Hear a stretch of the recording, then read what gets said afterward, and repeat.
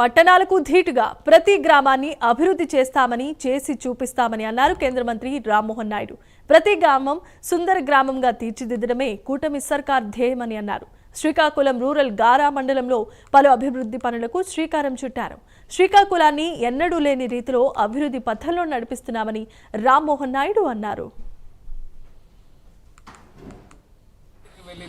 ఏ వీధి మనం చూసినా ఇదే రకమైనటువంటి వాతావరణంలో చేయాలన్నది మా తాలూకా సంకల్పం. రేపు భవిష్యత్తులో కూడా కార్పొరేషన్ అన్ని విధాలుగా కూడా ఎక్కడ గ్రావెల్ రోడ్డు కానీ మట్టి రోడ్డు కూడా లేకుండా చేయాలనే సంకల్పంతో అలాగే ఇక్కడికి వచ్చిన తర్వాత కూడా మరొక ఇంపార్టెంట్ ఇష్యూ కూడా మా దృష్టిలో వచ్చింది. అది ముందు నుంచి కూడా మేము దాని మీద కొంత హోంవర్క్ అనేది చేసుకుంటున్నాము.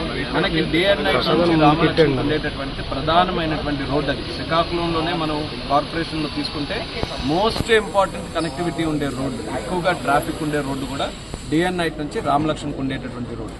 ఆ రోడ్డుని ఎన్నో సందర్భాల్లో మనం దాన్ని ఎక్స్పాండ్ చేయాలి, వైడనింగ్ చేయాలనేది దాని గురించి చర్చిస్తూ వస్తున్నాం.